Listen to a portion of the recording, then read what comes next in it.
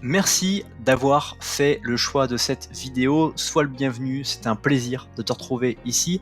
Et dans cette vidéo, on va voir ensemble quelle est la meilleure relation amoureuse, puisque c'est une question peut-être que tu te poses, et peut-être que tu es dans une situation dans laquelle tu t'interroges, tu es peut-être un peu désespéré, ou alors tu veux simplement savoir comment t'y prendre dans une relation amoureuse naissante.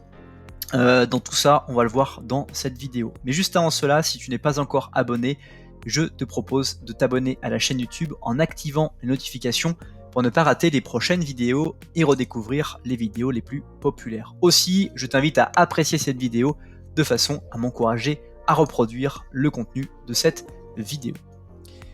Une relation amoureuse naissante est quelque chose qu'on a pu déjà voir sur cette chaîne YouTube et qui est très important. Mais quelle est finalement la meilleure relation amoureuse que l'on puisse avoir pour soi?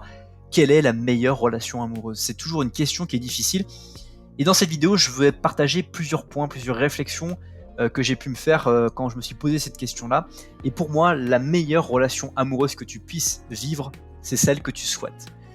Pour moi, en fait, par mon expérience, ce que j'observe, c'est que une relation amoureuse qui est bonne, dans laquelle tu es épanoui, c'est une dans laquelle tu souhaites t'investir. Parce que quand tu te retrouves dans une relation dans laquelle tu n'es pas sûr d'être avec la bonne personne, ou tu sais que ça ne va pas marcher, en fait c'est perdu d'avance, tu es en train de perdre ton temps pour rien, et c'est absolument quelque chose qu'il faut éviter.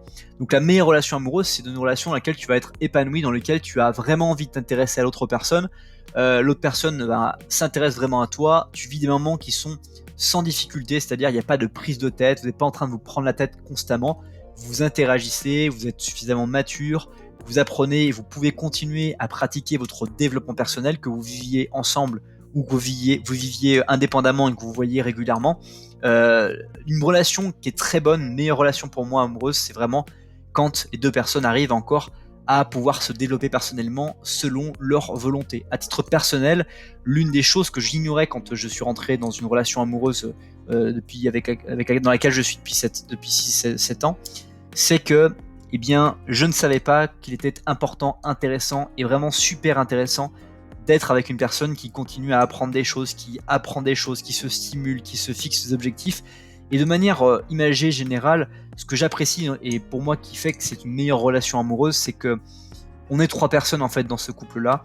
On est 2 personnes individuelles, elle, moi, et puis il y a nous.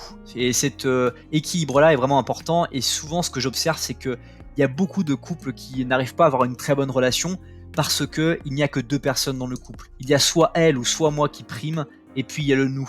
Mais il y a une personne, des 2 personnes qui s'est oubliée dans le processus et qui est devenue dépendante en fait de l'autre, et ce qui fait que justement la relation n'est pas meilleure parce que l'une des 2 personnes n'est pas en train de profiter et finalement se pose la question: pourquoi est-elle encore dans cette relation amoureuse?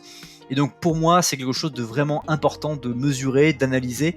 Et encore une fois, si tu veux une vie extraordinaire, tu dois prendre des décisions extraordinaires, et donc tu dois aussi être avec des personnes qui ont la capacité de pouvoir rendre les choses extraordinaires, parce que si tu es avec des personnes qui ne considèrent que la vie peut être qu'ordinaire, tu ne pourras pas vivre cette relation extraordinaire. Donc déjà, dans une meilleure relation amoureuse, il faut de l'optimisme, il faut une personne qui soit autosuffisante, c'est-à-dire qu'elle se suffise à elle-même, de personnes qui ont la capacité de pouvoir vivre heureuses seules et qui se retrouvent ensemble et qui continuent à progresser à la fois individuellement mais à la fois aussi ensemble, ce qui fera une différence notable à court, moyen et long terme sur le bonheur réciproque des personnes qui sont ensemble.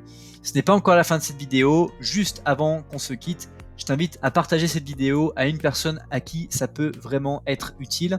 Tu as un bouton juste en dessous, tu cliques dessus, tu peux l'envoyer par texto, Messenger, WhatsApp, bref, il y a différents moyens pour le faire. Je t'invite également à me dire dans les commentaires ce que tu retiens de cette vidéo, qu'est-ce qui t'a le plus impacté à ce moment-là par rapport à ce que tu vis aujourd'hui. Et enfin, je t'invite à lire la description de cette vidéo pour découvrir d'autres contenus, comme notamment les formations en ligne disponibles en un seul clic. Merci d'avoir fait le choix de cette vidéo, passe une très bonne suite de journée et je te dis à bientôt pour une prochaine vidéo.